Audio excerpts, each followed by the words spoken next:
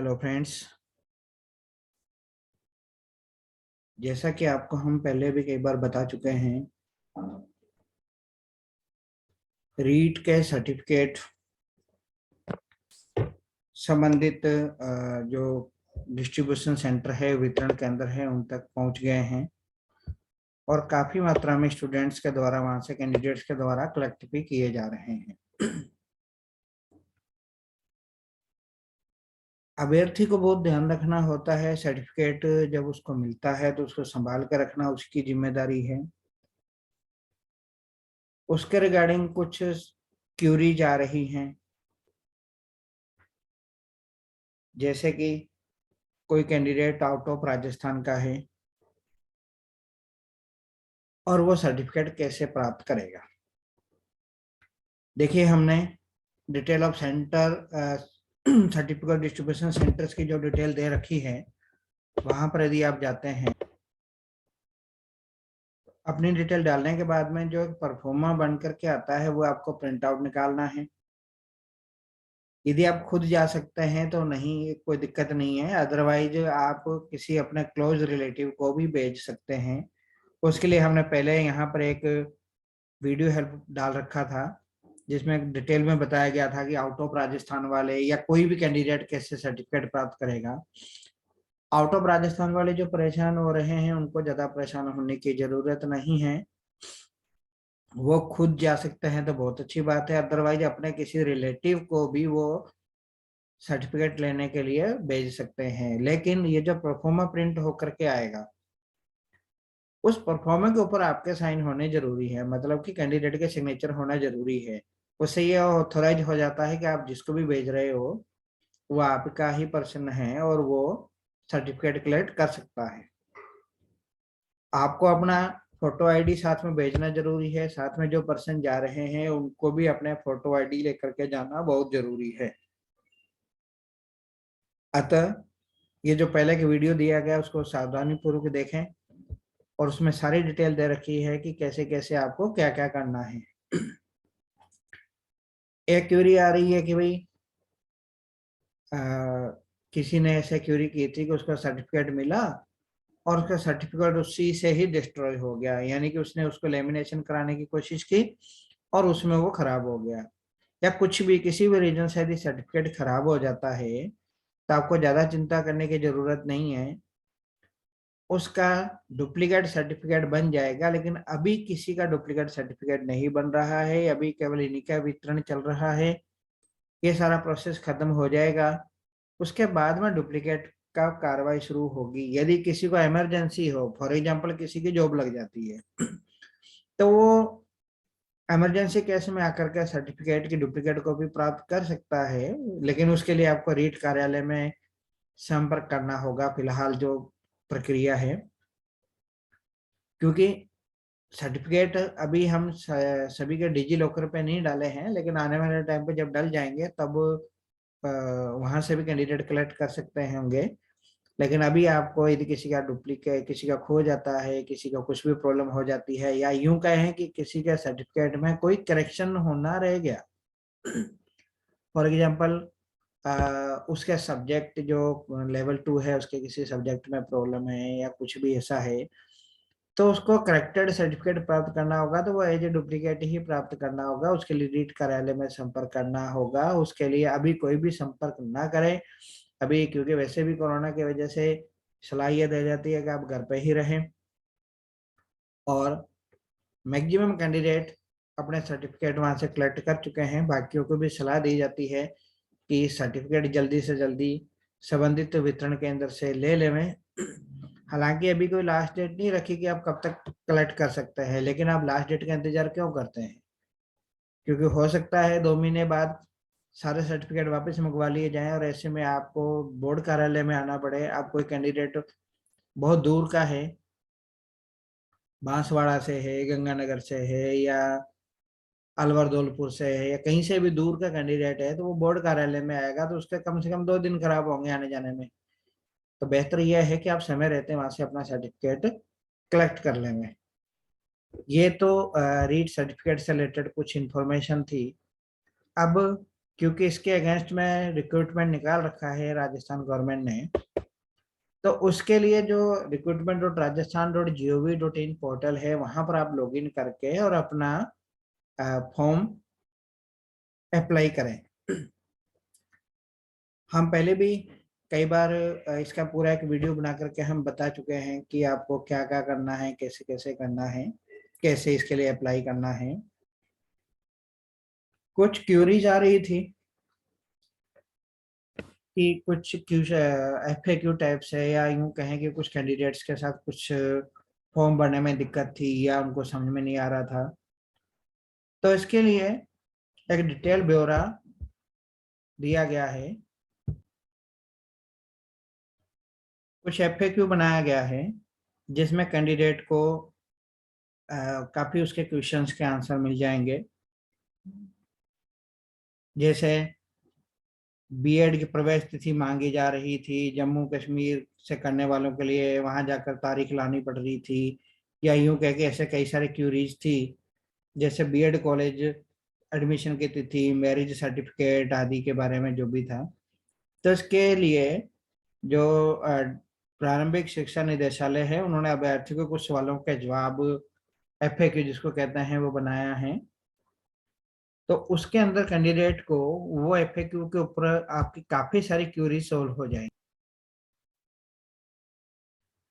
जैसे कि आरक्षित वर्ग के अभ्यर्थियों के प्रमाण पत्र कौन से मान्य होंगे। आरक्षित वर्ग मीन्स जैसे कोई SC ST है, OBC है, या EWS है, या PH है, एक्स सर्विसमैन है, विडो है, डाइवोर्स है, या ऐसी जो भी TSP है या शहरिया है, जो भी रिजर्व कैटेगरीज हैं, उसके लिए कौन से डॉक्यूमेंट मान्य होंगे। तो उसके लिए आरक्षित वर्ग के अभ्यर्थियों को पिता के नाम, निवास एवं आय के आधार पर सक्षम अधिकारी द्वारा जारी किए प्रमाण पत्र मान्य होंगे। याद रखिएगा, इसको आप इस तरीके से समझिए कि कोई कैंडिडेट जो आउट ऑफ राजस्थान की है, मतलब फीमेल कैंडिडेट के लिए स्पेशली हम बात करें तो मान लीजिए वो ST कैंडिडेट थी, कहां पर, आउट ऑफ राजस्थान, लेकिन राजस्थान में यदि उसकी शादी होती है तो आउट ऑफ राजस्थान वाले कैंडिडेट को कभी भी उसकी कैटेगरी का बेनिफिट नहीं मिलता है। तो इसमें भी क्लियर किया है कि पिता के नाम और निवास के आधार पर सर्टिफिकेट मान्य होगा। जैसे मान लीजिए आप इनकम सर्टिफिकेट बनाना चाहते हैं, या EWS का कोई कैंडिडेट है, तो उसमें उनके फादर की जो इनकम है वो उसमें काउंट होगी, या EWS का जो भी नियम है उसके अकॉर्डिंग रहेगा। EWS वर्ग के लिए सामाजिक न्याय एवं अधिकारिता विभाग द्वारा जारी प्रमाण पत्र ही मान्य होगा। ऐसा नहीं कि आप कहीं से भी बना करके ले आए। 4 वर्षीय इंटीग्रेटेड जो कोर्स था, BA BEd BSc BEd, उसके उत्तीर्ण अभ्यर्थी अंक कैसे बने, क्योंकि वहां पर ग्रेजुएशन की डिटेल मांगी है, साथ में BEd की मांगी है। अब क्योंकि इंटीग्रेटेड तो मिक्स हो गया, तो उसके लिए क्या करना होगा, शैक्षिक विषयों के प्राप्तांक स्नातक के कॉलम में भरेंगे और प्रशैक्षिक विषयों के प्राप्तांक BEd कॉलम में भरेंगे। यानी कि जो टीचिंग नॉन टीचिंग सब्जेक्ट होते हैं, तो जो टीचिंग सब्जेक्ट हैं उनकी मार्क्स तो आप BEd वाले में भर दीजिए, और नॉन टीचिंग वालों के आप ग्रेजुएशन वाले में भर दीजिए। कितने जिले भर सकते हैं, सभी भरने हैं आपको, अधिक से अधिक भरने हैं।